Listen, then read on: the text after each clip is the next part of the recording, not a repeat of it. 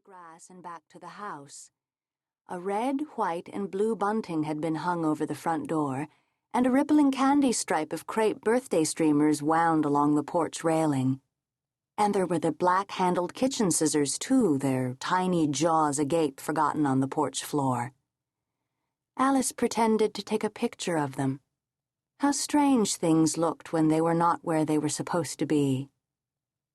She hitched around on the narrow sill and raised her camera a degree to fix on the cloud bank of white balloons tied to the flagpole and holding sway over the daffodils.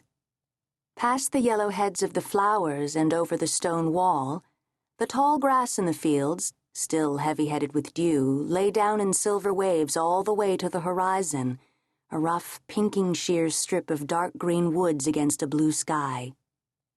Alice swung her imaginary camera back and forth experimentally, like an eyeball rolling wildly in its socket, and the world whistled and winked and nodded its shining head at her, beckoning and calling.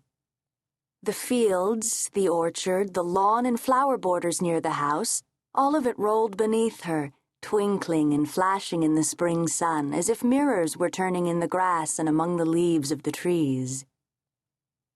Alice's heart strained against the cradle of her ribs. She had lived in this place all her life, in this house in a small town in the rocky southern hills of Vermont, with her 5 older brothers and her father, who was a Shakespeare scholar and a dean at the nearby college. She could not imagine ever leaving. Indeed, she thought she would fight like a lion, roaring and biting and tearing limb from limb if anyone tried to separate her from this place, these people.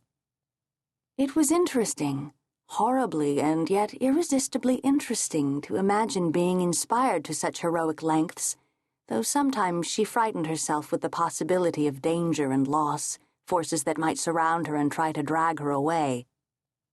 This was a recent development, the idea that something could happen to threaten the world and her place in it. Valiant in play, armed with a painted cardboard sword and wearing a blue velvet cape sewn for such games by her late mother, Alice liked to leap from tabletop to tree branch or the back of the couch, brandishing her weapon at the empty air.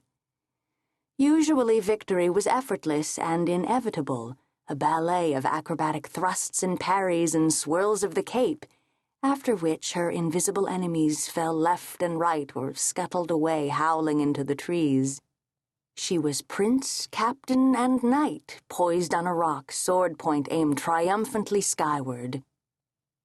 Recently, though, her games had begun to unsettle her.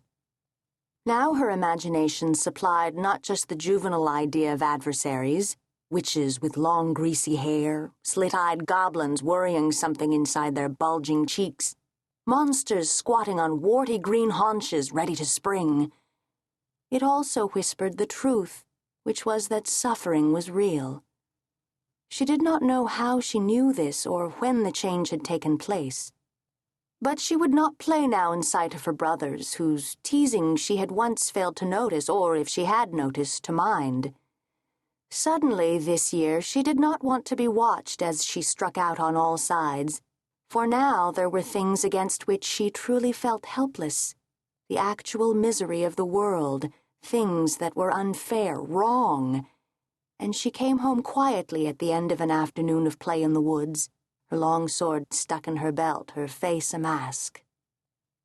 The world of her childhood, with its endless days and deep, certain sleep and quicksilver possibilities, had been abraded, roughened, its perimeter made vulnerable by the apprehension of dangers, death and poverty and terror and war and sickness arriving from the real world, things that rose up against the clumsy, makeshift enemies, the dear enemies of her youth, and opened their hideous red mouths to swallow whole the fragile companions of her play. Now, when she looked out into the world from her windowsill, it was with the knowledge that she could lose it. She did not know how or when, but she knew it was possible, and that made all the difference. The night before, Alice had dreamed again that she could fly. Usually these dreams were deeply pleasurable. She swam through warm air, her body undulant as an otter's. Up from the earth came the familiar sense of